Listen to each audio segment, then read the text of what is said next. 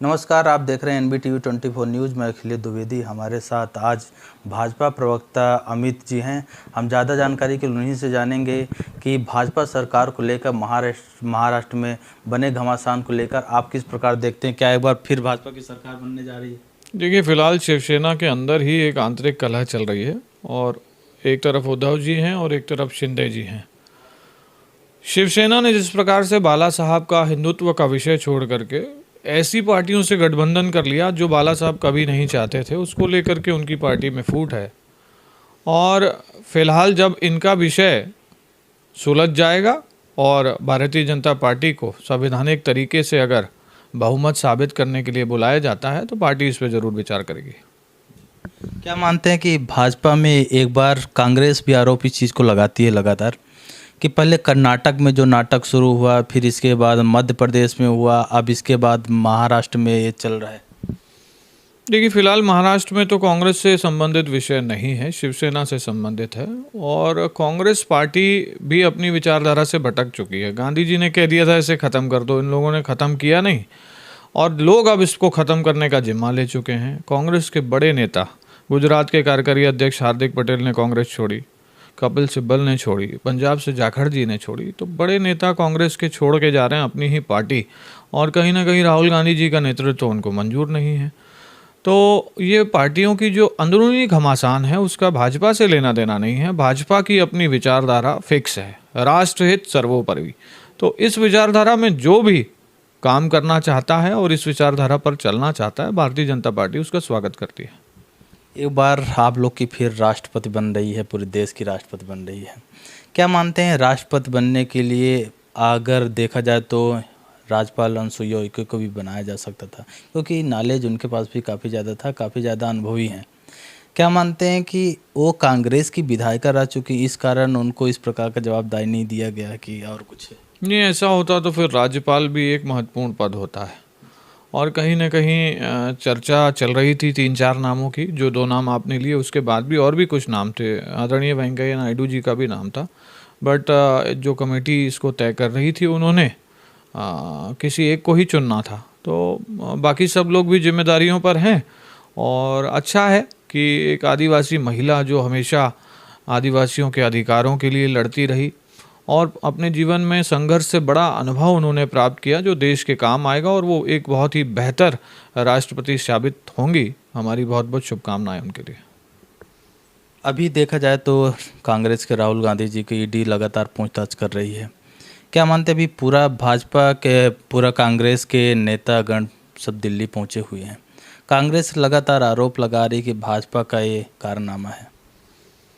देखिए, संविधान में कहीं नहीं लिखा है कि राहुल गांधी या गांधी खानदान या कांग्रेस पार्टी के लोगों से संवैधानिक संस्थाएं पूछताछ नहीं कर सकती।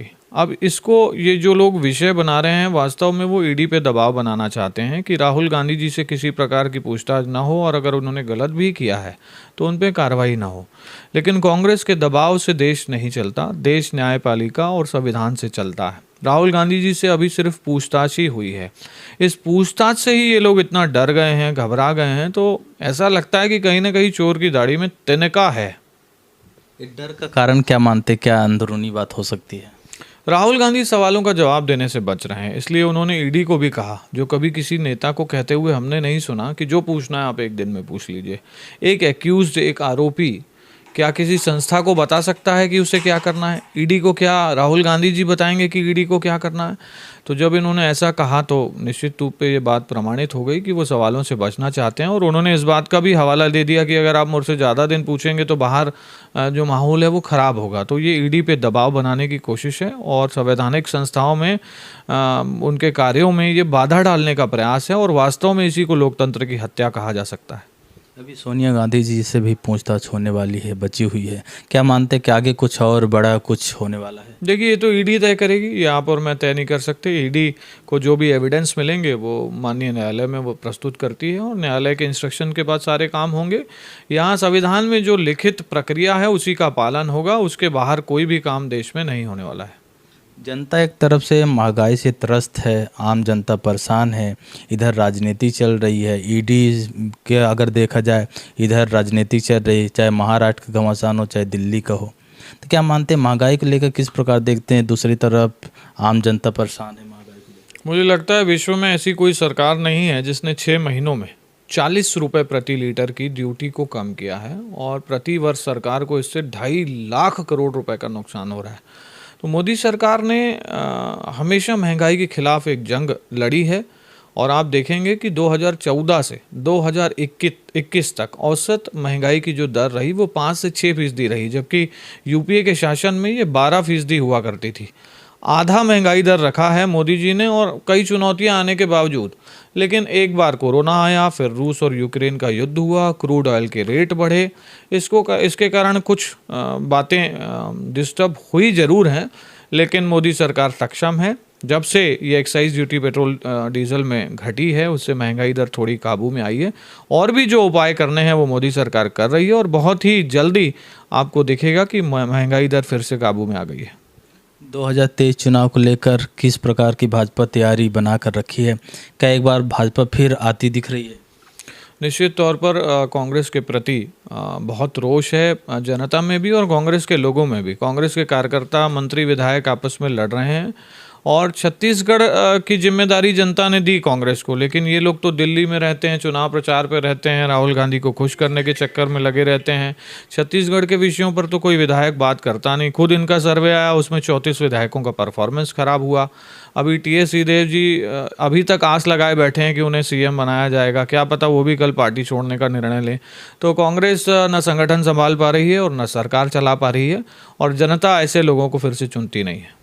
आखिर भाजपा दमदारी से अपना बात क्यों नहीं रख पा रही? क्योंकि अगर देखा जाए महंगाई को भी लेकर, एक ही और भी विपक्ष को लेकर कुछ इस प्रकार का माहौल नहीं दिख रहा है भाजपा का कि जो विपक्ष को घेर सके।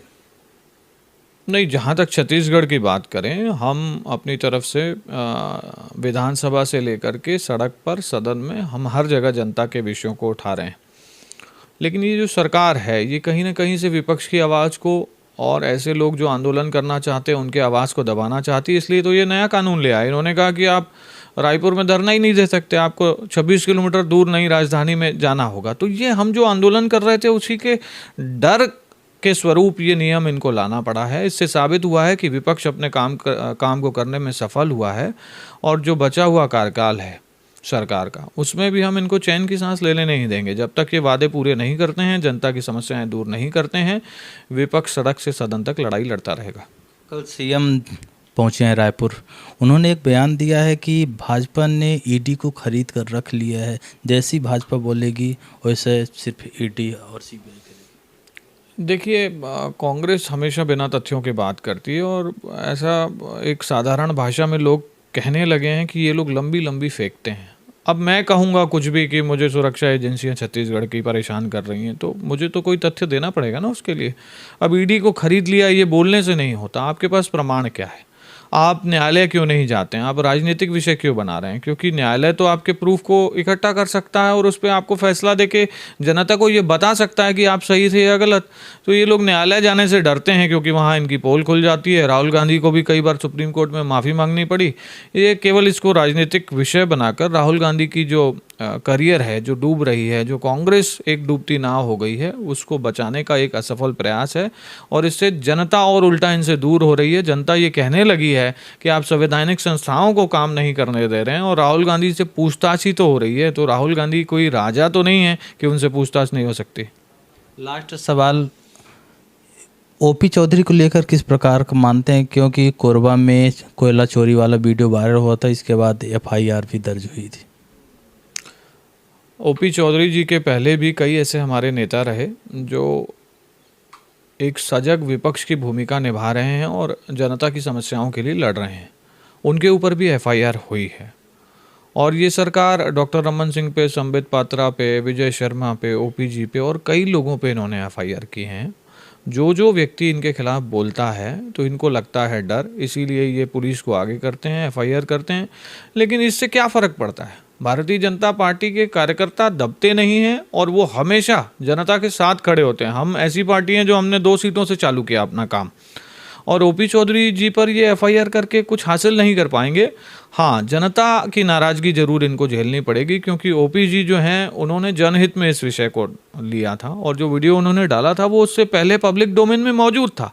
तो कांग्रेस को अगर कार्रवाई करनी है तो उस व्यक्ति पर करे ना जो सबसे पहले इस वीडियो को लेकर के आया, और कांग्रेस को जवाब देना चाहिए। ऐसे विषयों पर कमेटी बनाकर जांच करानी चाहिए, न कि एफआईआर करना चाहिए। धन्यवाद अमित जी, NBTV 24 में बात करने के लिए बहुत बहुत धन्यवाद।